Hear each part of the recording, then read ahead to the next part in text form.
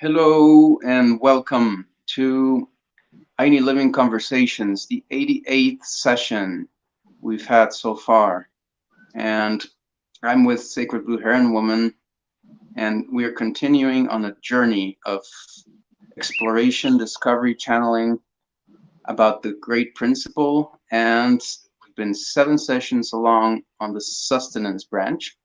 And today we have a special program where we're going to talk about cognition, which is a very interesting topic. I'm really interested in knowing what it's going to be about. But normally, before we get into that subject, we have the words from the old ones, which is, I would say, a channeling where Sacred Blue Heron Woman allows herself to have the elders, the ancient spirits, speak through her and give a message through humanity. And I think might sound crazy, but I actually think it's a very natural thing that everybody can access, and have if you are willing. And let me begin with a comment. I want to say a comment about that because I was thinking, Ingrid, the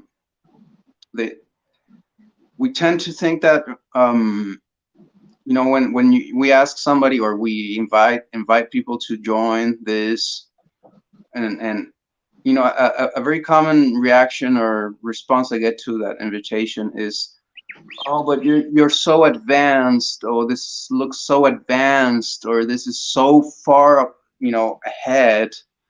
I mean, they know that, they see that, and then they feel that they're not advanced enough. They're not going to get it. They're not. And I've been exploring that, and I figured that it's in this path, it's not how advanced you. I mean, the power doesn't come from how long you've been there.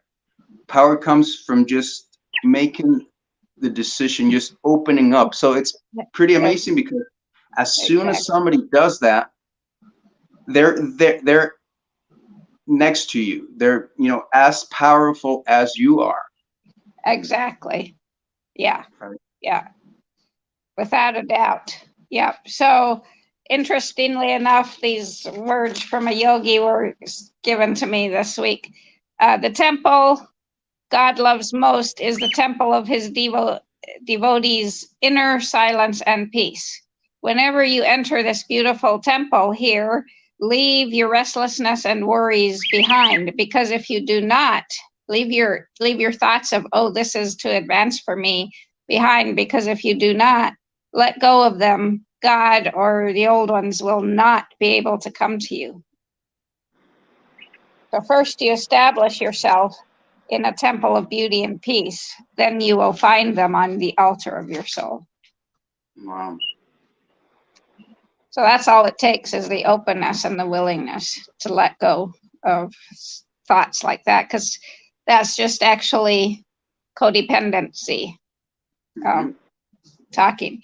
So on that note, we'll get into, and people think that when you channel, you've just got to sit there and listen for something. At least that was my idea. But to me, channeling, when I ask, I said, I need to go deeper into Ayni.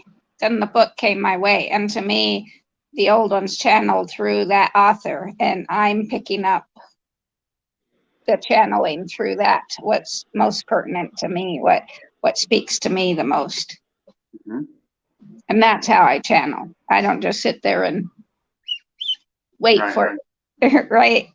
And I would say that the people that I've noticed that whoever wants to, it's pretty weird. Whoever wants to become really famous or be known or be heard, right? They have to kind of, even if it's kind of fakey, they have to make some type of story that they like say Matias de Stefano. That's a good example. He gets there and he gets people to listen to him because he has a story that he listens to or he dreams, or He remembers. Yeah. remembers, and but he tells it in a way that sounds like he is really different from everybody else. He's, you know, he has a special power that nobody else has. Right. Yeah. No. But that's all BS. I mean, I'm just Yeah. completely sure, and I've personally met people like there was this one Bolivian guy. He was wanting to get into and he told me, I mean, because we spoke like off the camera, like, oh, I think the spiritual tourism business is really good. Yeah. That's exactly what it is. He made up a story that he had been taken to Venus, that the aliens had taken him to Venus. So he would then organize these kind of retreats into Lake Titicaca, and yeah, in Lake Titicaca, if you're long enough and you're putting a fire and you might see a little light or something. It's not that, uncommon. So he would have that luck of when he took the tourists, they would see some kind of a thing flying, and everybody would go, wow, he's the one, he's the yeah. But then it was all made up. I mean, you could totally tell that and so that's the thing. I mean, that's the cost of, I mean, anybody listening to this, can we get somewhere in I mean, let's get somewhere without that. Let's start listening to those that are not lying to you. So here's the truth. I mean, this is the truth. This is how you really channel. When you channel, I mean, you could have many methods. Yeah, there's many methods, exactly, whatever works for you. So tonight we're gonna hear from Ishmukane and her partner Ishpiakok.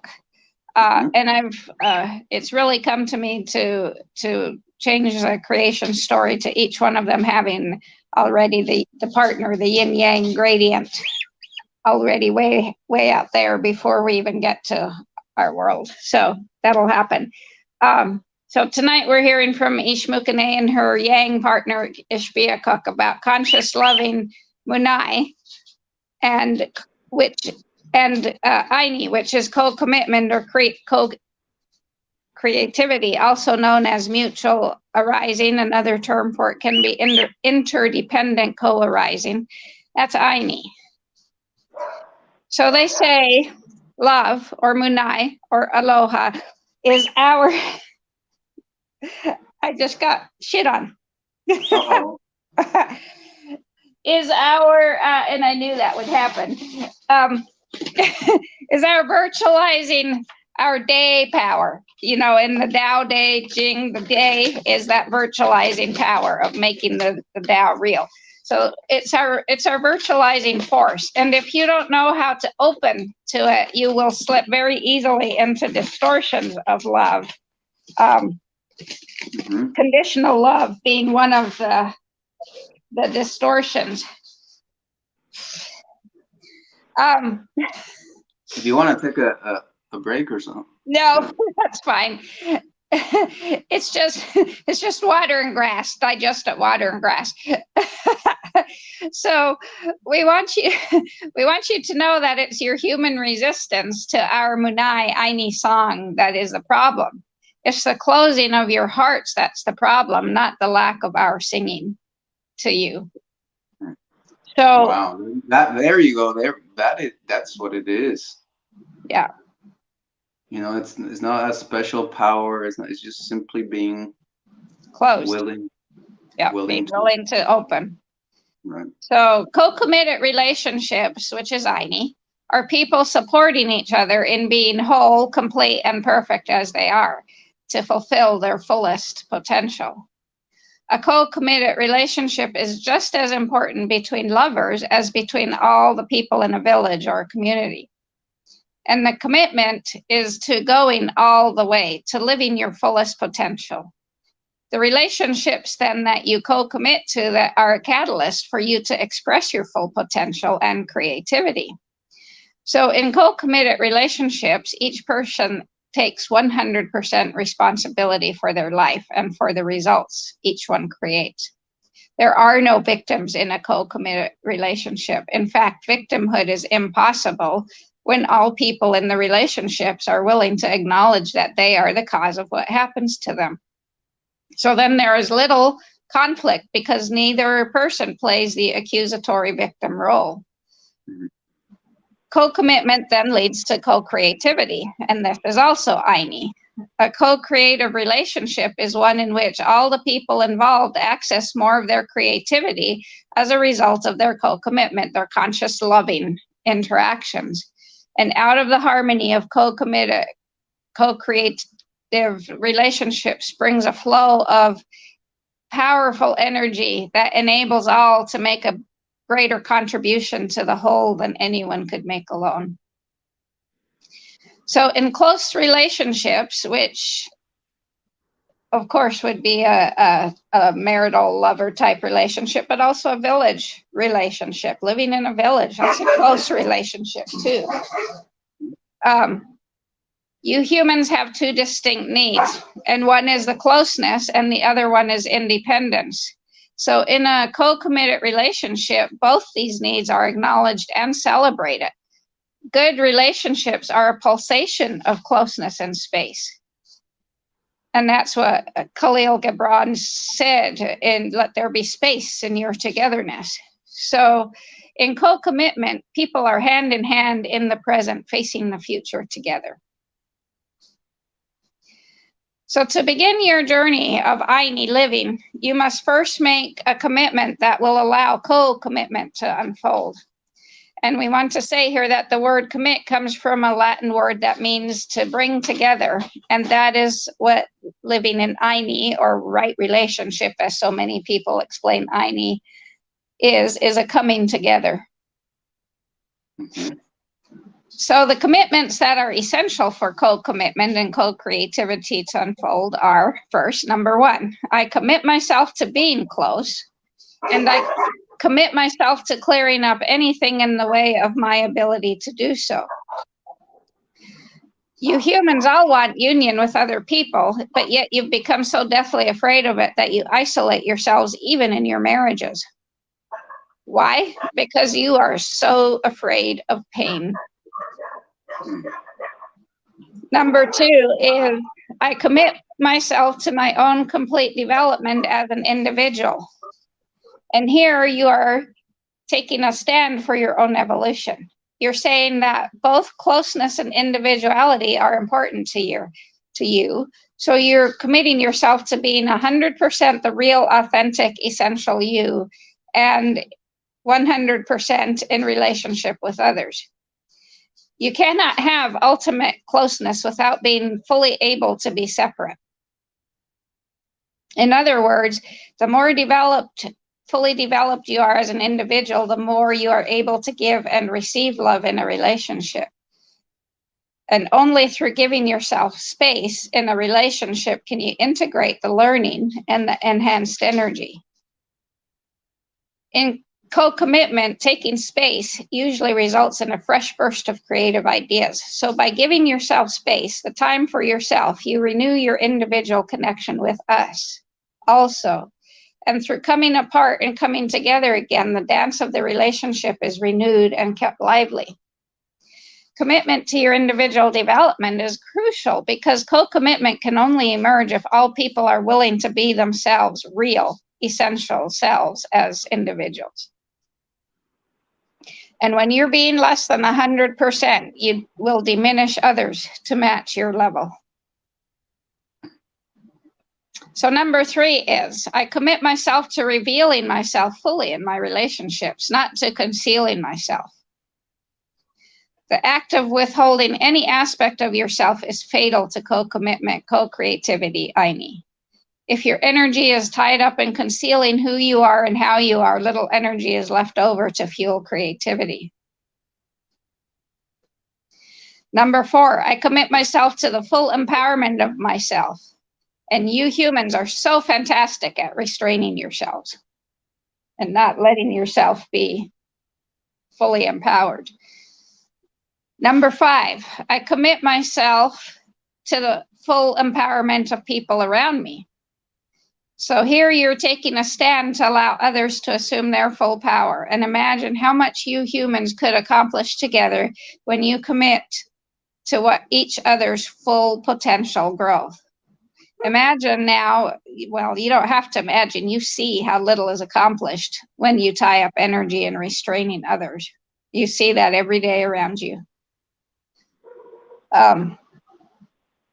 So number 6, I commit to acting from the awareness that I am 100% the source of my reality.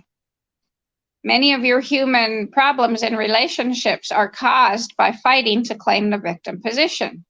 So the moment you fail to claim 100% creation in your life, you step into a trap. And unconscious loving feeds on victimhood. Number 7, I commit myself to having a good time in my relationships. Taking a conscious stand for enjoyment, or wu-wei, or ease,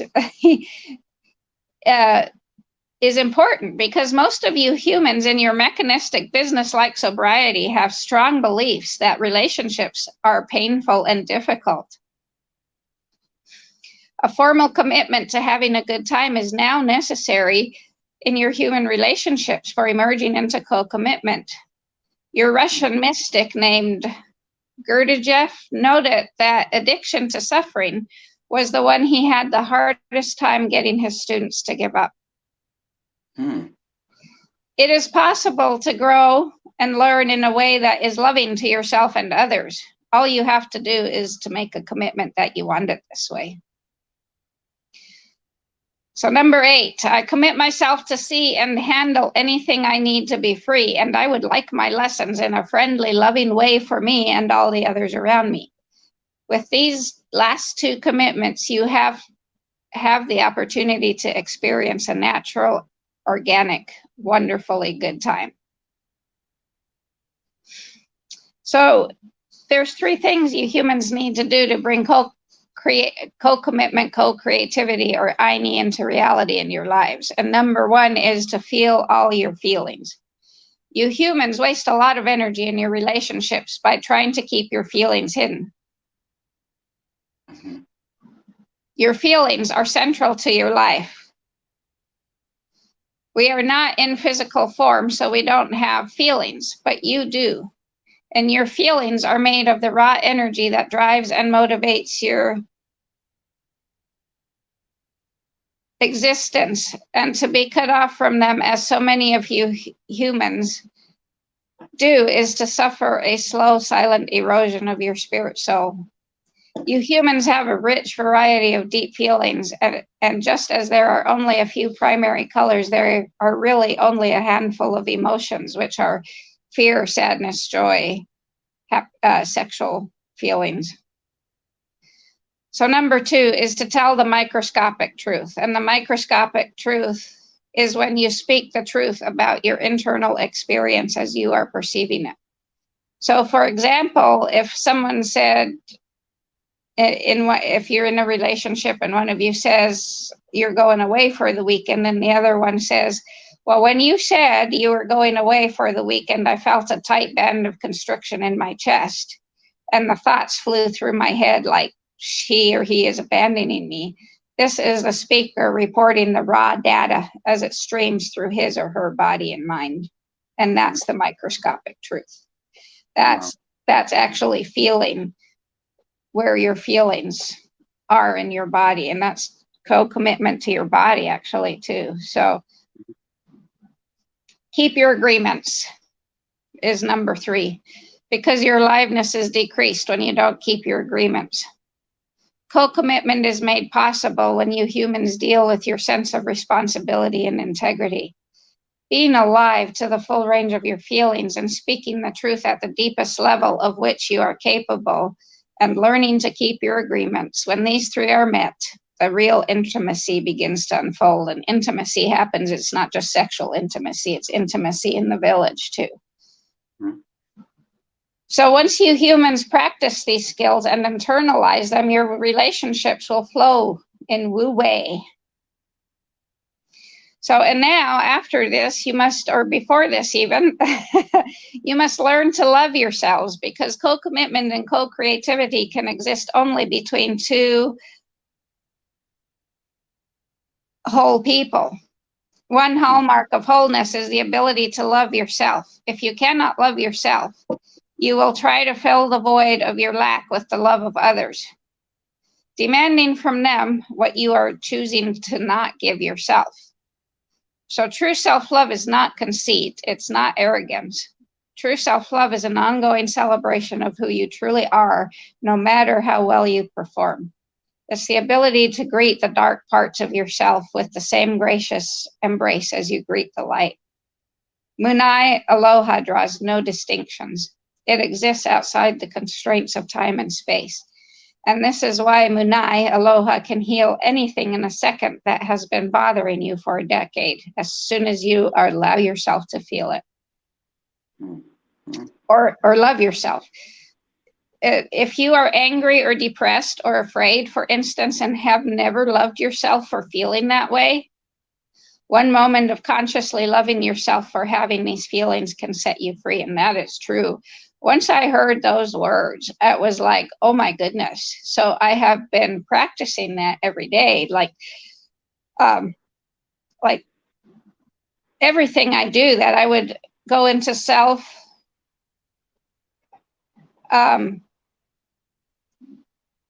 deprecation, self-hate. And now that I would used to, I now tell myself, I love myself for feeling that. And it's amazing how much freer I feel when I actually acknowledge and tell myself, I love you for feeling that. It can actually, because feelings bubble up and they're gone in like 30 seconds. They don't hang on. They don't stick around unless we repress them and don't acknowledge them, and then they become toxic emotions. Mm-hmm. So each of you must take responsibility for sourcing Munai Aloha, finding your own way to meet and greet all parts of yourselves with love.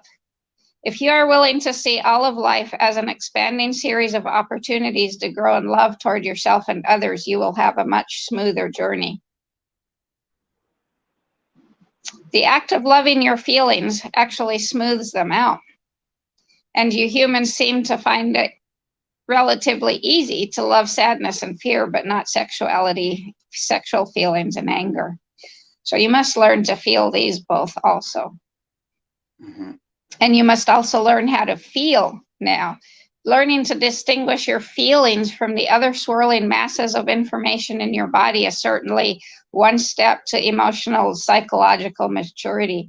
If you are committed to being more alive, you will want to know who you are and how you feel, just for the sake of feeling who you are and how you feel, knowing. So when you shut your feelings out of your awareness, you deaden yourself. So your human core feelings are minimal: sadness, fear, anger, joy, excitement, and sexual feelings. And you have all kinds of your spiritual gurus out there writing books on the 16 feelings or the 20 feelings or something, and just to fragment life even further. So let's just stick with the core feelings of sadness, fear, anger, joy, excitement, and sexual feelings. Okay. Your other common feelings like guilt, boredom, anxiety, depression are mixtures of the basic feelings. Fear is just simply frozen fun, because you humans often get the most afraid just before you're about to step out into the creative unknown, a new possibility. Fear will mobilize your body for action. So fear is not a bad thing. We think we tend to say it's bad, but it's not, because it helps mobilize your body. That's the fight or flight response, right? But yet, if you do not follow through with the movement, the energy will curdle and freeze in your body. So any feeling fully felt leads to Munai or Aloha. Your feelings are responses to experience, and one of the most important skills you can learn about your feelings is to be with them without moving to fix or act on them. And feelings are always located somewhere in your body. And the key to releasing yourself from the grip of a feeling is to locate it in time and space. Feelings have cycles, just as all the other phenomena of nature. When you prevent yourself or others from feeling feelings to completion, you cheat yourself and them out of a profound human experience. All you need to know is that it is okay to be all of who you are, and this requires that you be willing to open up about the true intensity of your feelings. And then, one of the most important things is you must figure out what you want. Learning to know what you actually want is an important part of moving toward co-commitment. When you know what you want, you're not easily manipulated. And on this note, I just, this Dr. David Martin, who was very present during COVID, he just talked to the EU and he said, we're at this point again in creation where we're in our human condition of asking ourselves, who do we want to be and what do we want our earth to look like? Mm-hmm. So this want, right? It's what I've told you before. What I realized about Christians is they have no clue what they want heaven to look like. So they will never experience it because they don't know what they want heaven to look like. So this whole, and on those words, it's not who do we want to be, it's how come we're not being who we truly essentially are. Mm-hmm. And then we'll learn easier what we want. So, and then we must claim our creativity after we discover what we want and learn to feel our feelings. And now we must claim our creativity. And this happens when you switch from being a victim to being the source of what is happening to you.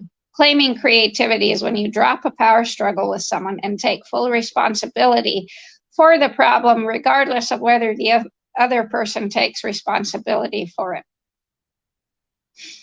Co-commitment is agreeing, all people in relationship, in the community, agreeing that each is 100% responsible now, not back then, now. So this is all for now. We'll continue on next week with co-commitment and creativity. We have many more words to say about that. Alrighty. Well, that's pretty powerful. I wanted to comment a few times, but I just didn't find the moment to interrupt you. One of the things I can remember still is I would like to emphasize more about the co-commitment with yourself, right? With so that's number one. Committing to being close and what gets in your way of being close. That's commitment to yourself. Number two is commitment to your own personal evolution. That's commitment to yourself. Right.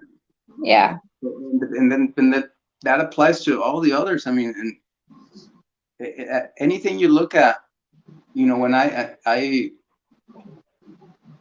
sometimes I don't know, I'll feel that I'm doing too much for someone, or I'm it's like you do a lot of effort to be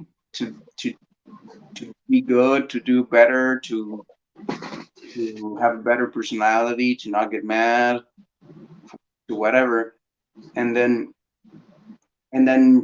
whoever you're doing this effort for, you think, doesn't kind of pay you back or doesn't appreciate it, and you feel that you're not being corresponded, right? But that's all codependence, Julian. That's not what I just said. You've got to, it's okay to feel angry. It's okay to express to the person you're talking with that I'm feeling a little angry about this, and I'm feeling this in my body right here. Yeah, and they can't argue with it. I agree, but what I'm going to is I mean, you still, I for example, work a lot on, I want to improve my personality. And I see myself like, wow, I could be so much more patient in this type of situation. I could be so much more, and so when I don't get that, when I achieve that kind of change, I evolve into that thing I want to become, and I figure it's for myself. I am the one who wants to be like that, Yeah. because the other people don't appreciate it. I mean, for them it's the same, or even, I mean, you can come to the conclusion of, um, they don't deserve it. But Like, that's not what Munai or Aloha is about. There's no deserving or they don't, why am I so good with this neighbor that he's so mean to me and I'm not mean to him, you know, or or that's it his. just, It's but that, and we'll but get it all comes to, into that. The it all Olin comes to will talk to us about codependence, where all that comes from. well, what I, so that what I figure is, I'm doing this because I want to be like that, because I don't want to be like him, right? I'm not gonna be like him, uh, because it would seem like that's the kind of the what he what the correct Ayni, if you want, you know. Oh, he was really mean, or he didn't, he was he did something wrong, and so I'm gonna do something wrong. But no, I don't want to be like that. So in all of these things, I always see, um, a commitment, a very strong commitment to myself, right? Because I want to be, and when I think about it, but why am I, who, to whom am I being so, uh, working so hard on myself for? And then when I ask that question, I get the answer, for me. I want to. So I think that when you reach that, being able to love yourself in that way, then everything opens up. But that's what we've been. But that requires, obviously, like you say, expressing that, letting yourself express, your emotions, your thoughts, um, experimenting with, allowing yourself to flow, allowing yourself to get into trouble, um, to to to to be, and find out, who am I? Who do I want to be? No, Right? not who do I want to be? Who am I really? Yeah. Who am I? Yeah. Who do I want? That's a great question. Who am I really? And I think that's a really long quest that we should all be in. But then we are, the system kind of just puts a curtain, and shows you all these archetypes of, So who I am is not Ingrid Huffman. That's just my name. Who I am is not a rancher. That's just a role I'm playing. Who I am was never a nurse. That was just a role I played. Who I am is not Alexis's mother. That's just a role I'm playing. right. There's all these roles we play that we think is what define us and make us who we are, but they're just roles we play because life is a theater. Yeah. So we'll let's move on now into the nervous system and cognition. Mm-hmm. So let's define first as the mental process of being, and I may not be able to hear you again because I just had um, Let's define cognition first as the mental process of acquiring knowledge and understanding through thought, experience, and the senses. So, inquiry, right? So now we're going to talk about in what way the nervous system expands the realm of interaction of an organism. Behavior is not an invention of the nervous system, as we learned last week. Behavior is proper to any unity seen in an environment where the unity specifies a realm of perturbations and maintains its organization owing to the changes of state that these perturbations trigger in it. Our usual associations with the word behavior come from actions such as walking, eating, talking, etc.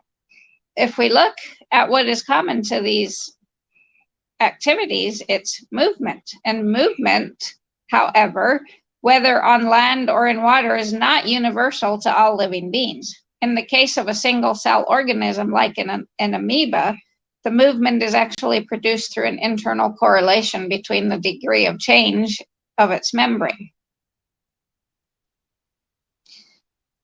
So what distinguishes neurons is their cytoplasmic ramifications in specific forms which extend for enormous distances. Now, when I say enormous distances, don't think hundreds of miles or kilometers, because an enormous distance for a neuron is tens of millimeters of the longest one, so still tiny. This universal neuronal characteristic is present in all organisms with a nervous system and determines the specific way in which the nervous system participates in the second order unities that it integrates by placing in contact cellular elements located in different parts of the body. Through their physical presence, neurons are a couple cells and organs and things in many different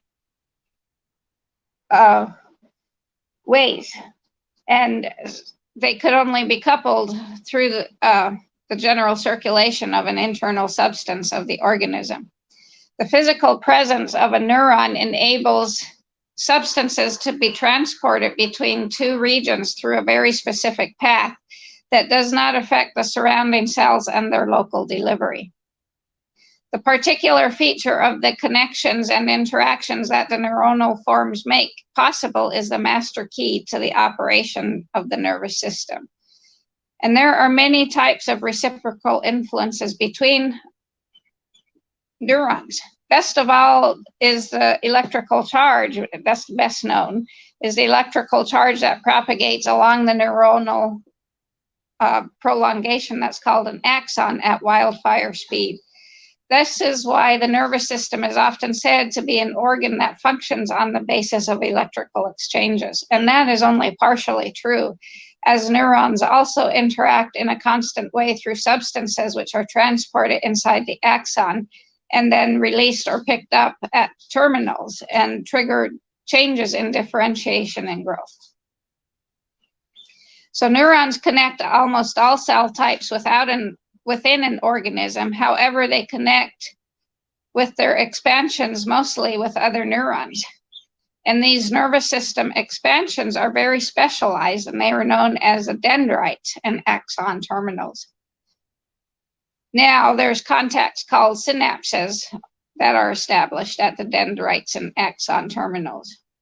A synapse is the point where mutual influences are effectively produced between a neuron and that with which it makes contact. Synapses are the effective structures that enable the nervous system to carry reciprocal influences between distant cell groups. Although the overwhelming majority of synaptic contacts in the nervous system are between neurons, the whole neuronal system is embedded in the organism through many contacts with varied cellular classes, operating as a network of precise neuronal interactions together with cells of the sensory and motor surfaces. The basic architecture of the nervous system is universal. The only differentiation lies not in the fundamental organization of the network that generates sensory motor correlations, but in the form in which this network is embodied through neurons and connections that vary from one animal species to another. The nervous system expands the realm of interactions of an organism that, by coupling the sensory and motor surfaces through a network of neurons, whose pattern can be quite varied. The nervous systems of varied species essentially differ only in the specific patterns of their interneuronal networks. In human beings, 100 billion interneurons interconnect some 1 million motor neurons that activate a few thousand muscle cells with some 10 million sensory cells distributed as receptor surfaces throughout the body. Between motor and sensory neurons lies the brain, like a gigantic mass of interneurons that interconnects them in an ever-changing dynamics. At each moment, we shall find that the nervous system is operating according to many internal cycles of neuronal interactions in a never-ending change. Modulating this immense activity are those changes in the sensory surface due to perturbations of the organism, such as pressure on the skin. As observers, we are used to focusing our attention on what is more apparent to us, which would be the external perturbations, and we readily believe that the external perturbations are the determining factor. However, the external perturbations can only modulate the constant coming and going of internal balances of sensory motor correlations. So say in our visual systems, we commonly think that visual perception is a certain operation on the retinal image, whose representation will then be transformed inside the nervous system. This philosophy is quickly dispelled, however, once you realize that for each neuron on the retina projected to the visual cortex via the lateral geniculate nucleus, or LGN, there are hundreds of neurons from other zones of the nervous system that also project to the LGN. So the LGN is not simply a relay station for retinal projections to the cerebral cortex, since many fibers from other parts of the brain converge on it and influence what comes out of it toward the visual cortex. It's like a voice added to many voices during a hectic family discussion in which the consensus of actions reached will not depend on what any particular member of the family says. Behavior is a description an observer makes of the changes of a state in the system with respect to the environment with which that system is interacting. The nervous system does not invent behavior, it simply expands it dramatically. So let's clarify the meaning of the word expand. It means that the nervous system emerges in the phylogenetic history of living beings like a network of special cells or neurons, which is embedded in the organism in such a way that it couples points in the sensory surface with points in the motor surfaces. So with a network of neurons coming between this coupling, the field of possible sensory motor correlations of the organisms is increased and the realm of behavior is expanded. The sensory surface includes the cells that we see externally as receptors capable of being perturbed by the environment, as well as those cells capable of being perturbed by the organism itself. In this sense, the nervous system can be characterized as having operational closure. In other words, the nervous system's organization is a network of active components in which every change of relations of activity leads to further changes of relations of activity. In other words, again, the nervous system functions as a closed network of changes in relations of activity between its components. So when we experience excessive pressure in any part of the body, as observers, we can say, the contracting of this muscle will cause me to lift my arm. However, from the standpoint of the nervous system, what occurs is only the constant maintenance of certain relations between sensory and motor elements that were temporarily perturbed by outside pressure. The internal relationship maintained is a balance between sensory activity and muscle tone. As to what determines the balance of muscle tone in relation to the rest of the nervous system, system's activity is hard to say in a few words, but as a rule, all behavior is an outside view of the dance of internal relations of the organism.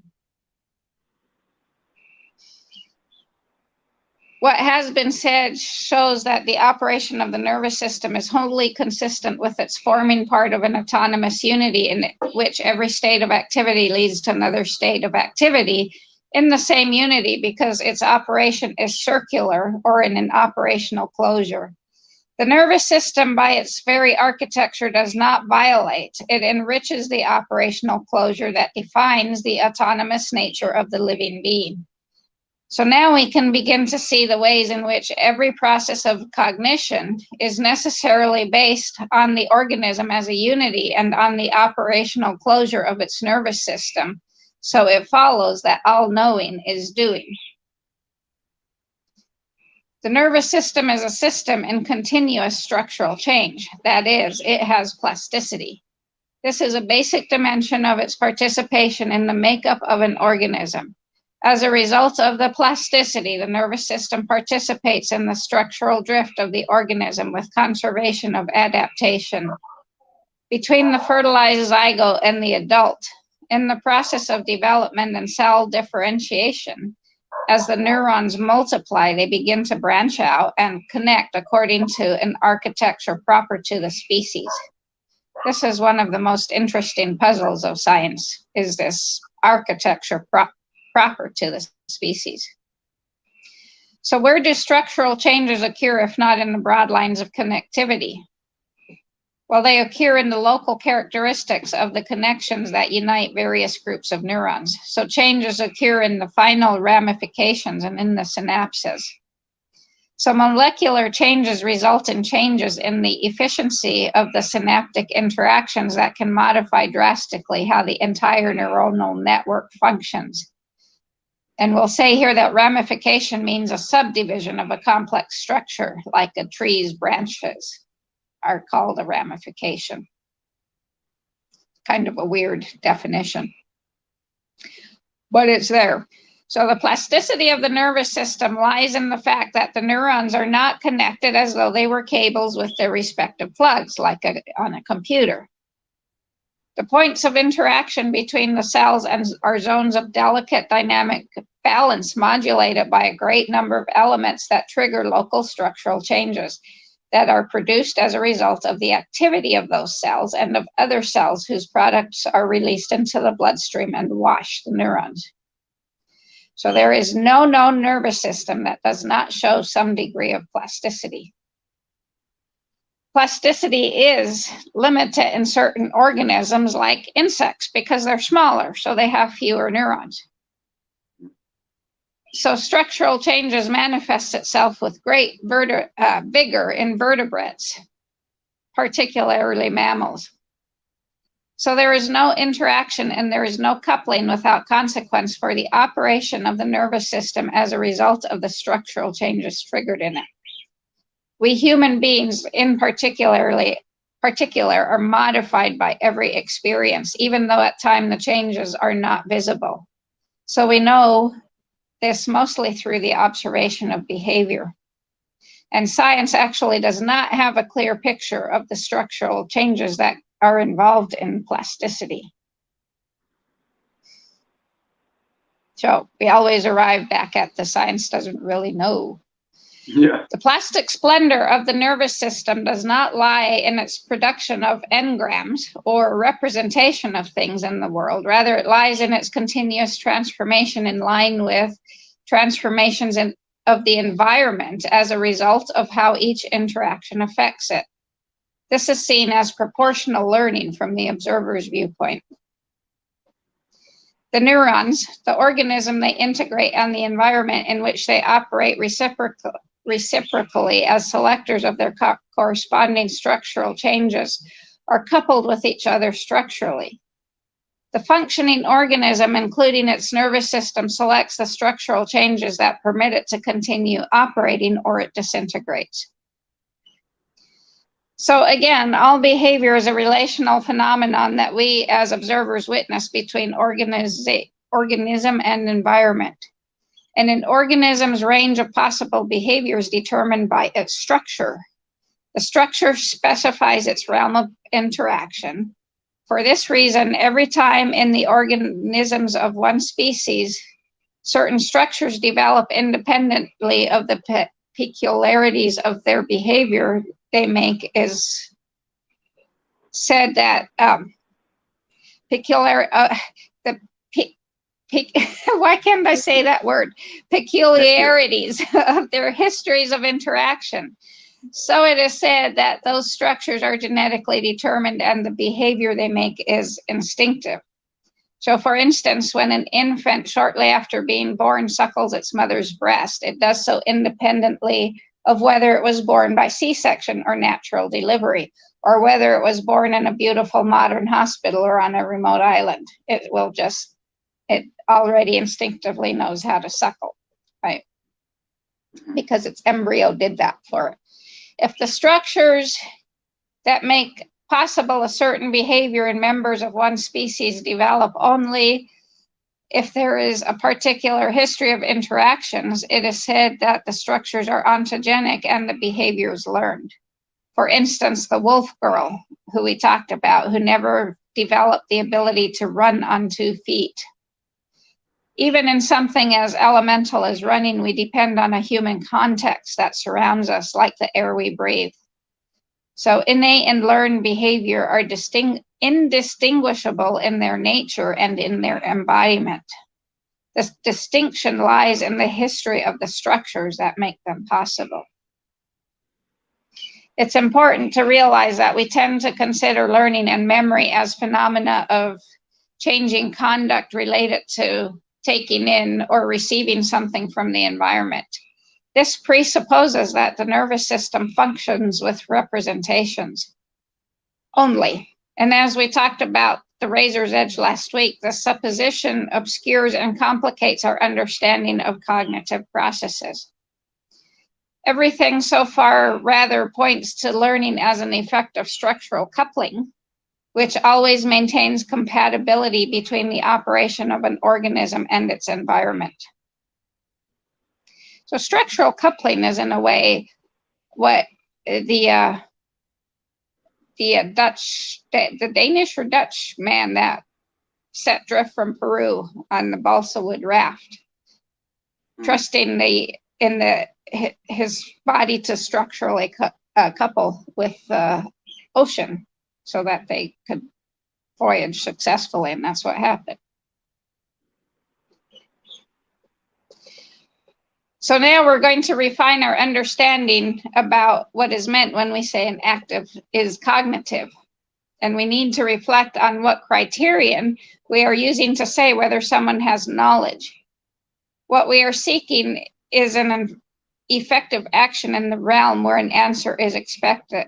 That is, we're expecting an effective behavior in a context that we specify with our question.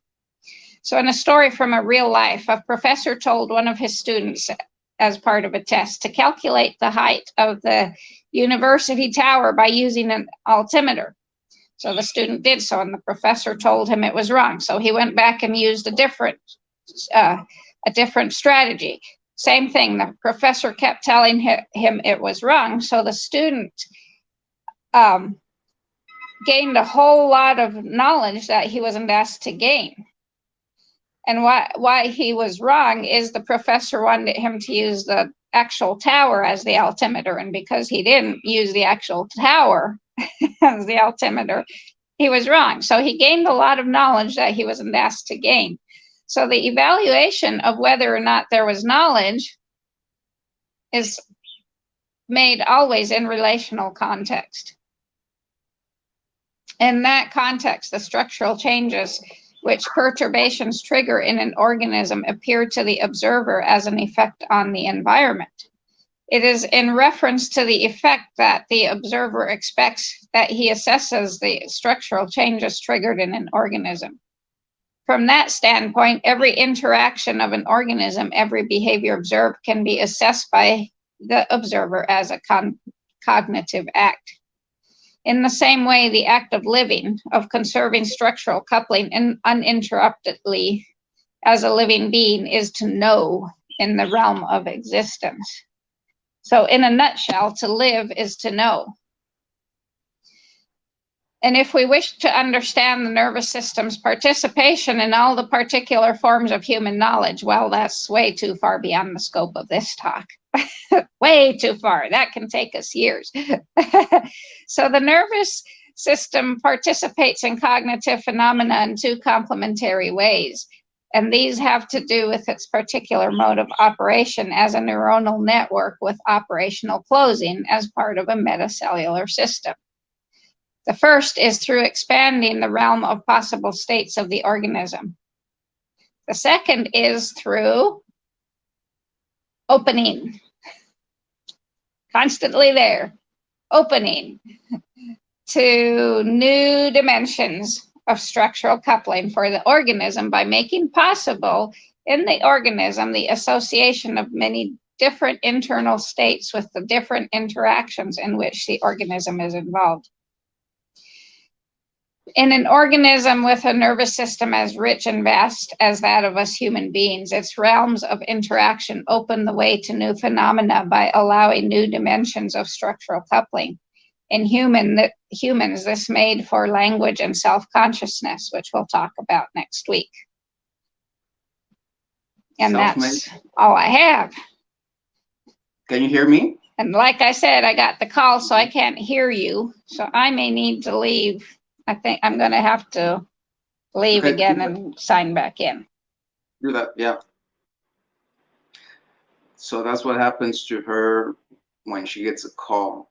Does anybody know what's the cause of that? She gets a call while we're doing the show. This will happen, but she won't take long. There you go. Okay. So, yeah. Now it's back. I can hear. I can tell when you get that call because the quality of your video kind of changes right away as well. And then this weird thing happens. Yeah. But so that was very amazing. And I guess I just gotta start closing the show because I would go into many questions or many comments. So you said we're gonna go into what next week? Social phenomena.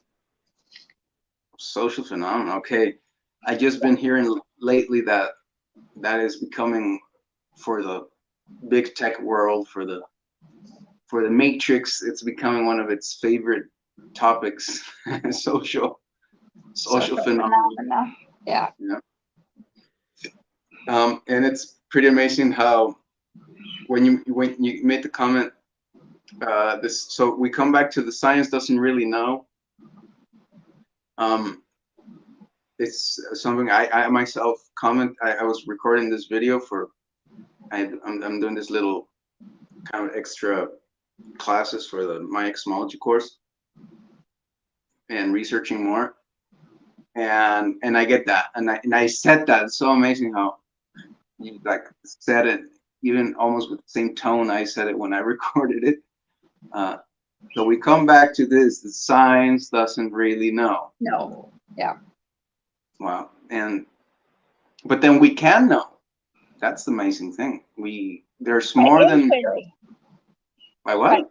By inquiry, we can know. Yeah, absolutely. By inquiry, with open-ended questioning. Inquiry, by perception, by intuition, by channeling, by being open to new instead of right. Open. And I was thinking last night about how science has this really weird thing of exploring, getting knowledge by almost by static means of You know, it's got to be killing something. It's got to be opening up. It's got to be Yeah. piecing, like breaking apart things. And you get a lot of people that, or they will excuse that by saying, well, we get knowledge out. Yeah, I know we're making these monkeys suffer, but we're getting so much knowledge that's so good for everyone out of that. And that's that statement might be true, but then I figure there's another way. There's another way to get to where you want to get, and you get there way better than the science.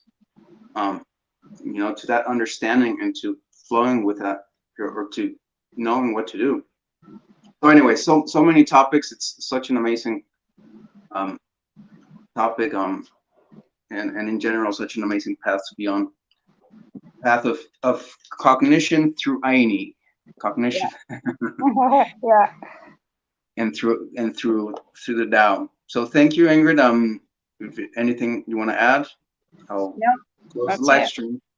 So see you next time, folks. If you want to visit us, alohainidao living.com, and everywhere we're Aloha Aini Dao Living. See you next time.